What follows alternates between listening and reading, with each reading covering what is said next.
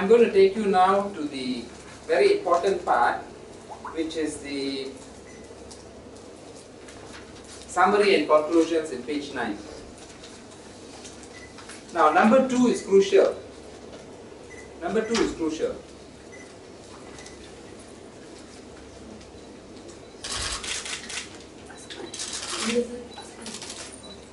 Now, number 2, you look at number 2. There was no significant natural disease found in his body that could have caused or contributed to his death at that particular moment in time. This is a key finding. Why is this a key finding? Because if you remember, immediately after the death of Dharmendran became public notice, Hu Chinhua, the city CID chief, came up with a statement claiming that Dharmendran was taken to the hospital with chest pains and then died there. In other words, they were trying to make it seem like Dharmendran died from some kind of disease like heart disease or asthma or something like that. Number 2 makes the police liars. Number 2 makes Hu Chinhua and the police department liars, because they kept saying that he was taken to hospital because he had breathing difficulties or chest pain. And this lie has been repeated over and over again. On television, the Home Minister, IGP, all tried to make it seem like this was some kind of a health problem.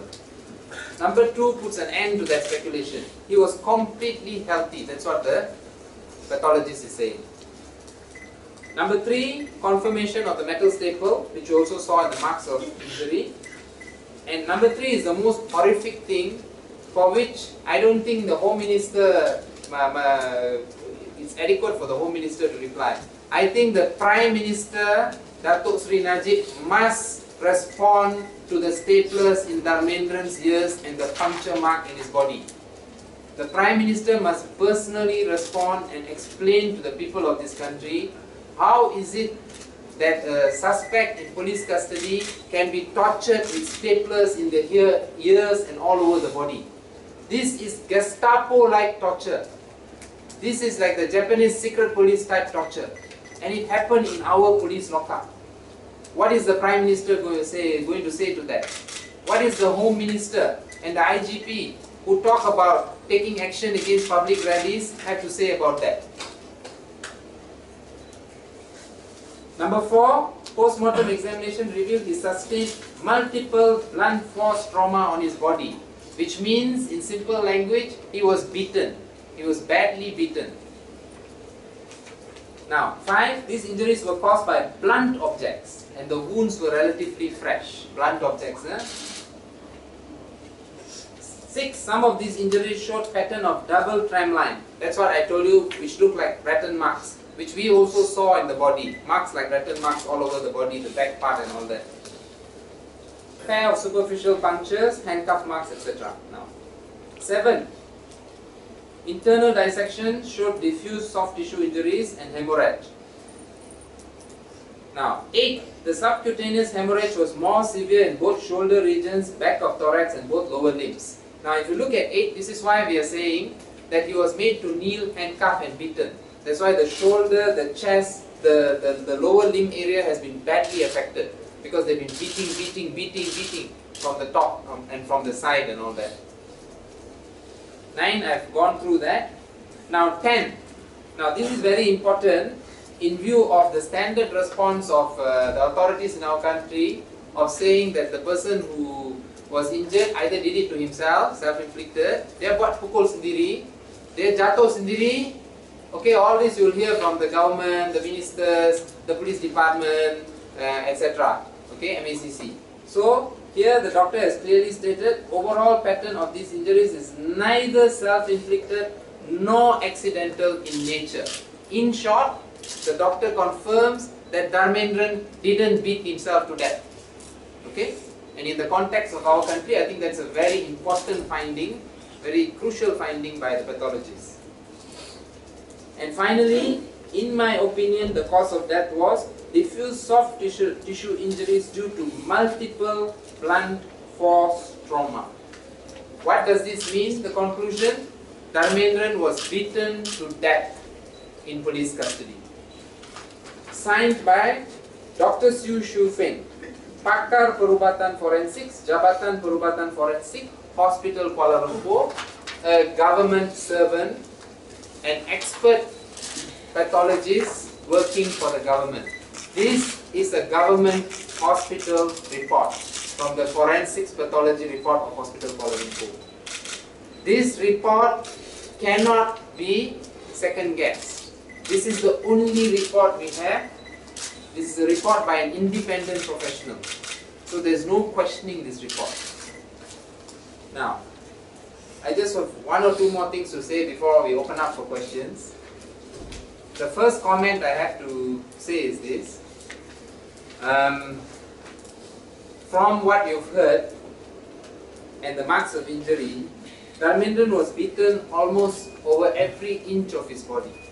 No part of the body was spared. Neither the groin area, nor the hip area, nor the back area or the front area, the arms, the underarms, the head, the foot. Not 1 inch of Dharmendran's body was spared the beating. We can here, sitting here today, in this air-conditioned room, we can only imagine the extent of the pain, suffering and agony that was undergone by Dharmendran during the last moments of his life on this earth. We can only imagine. None of us here can know the pain of what that man went through before he died. He had no hope. He could not escape. He was handcuffed and pinned down. And this is what they did to him. This was a human being. He had hopes, he had dreams, he had a wife, he had a 2-year-old baby son. And they took everything away from him. They took everything away from him.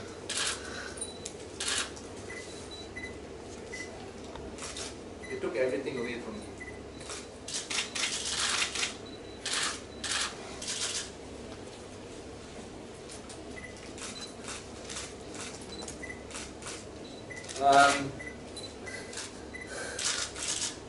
Based on this report, legally from a legal point of view, and I say this as a practicing human rights and criminal defense lawyer, there is adequate evidence to bring murder charges against all the police personnel involved. This is adequate evidence for murder charges under section 302 of the Penal Code. As you know, no one has been arrested. 4 police personnel have been transferred to desk duties, which is a joke. Okay, this is murder. And no one has been charged. We demand, based on this report, that all the police personnel whose identities are known to the authorities be arrested immediately. And when I say immediately, I mean today. I mean within the hour.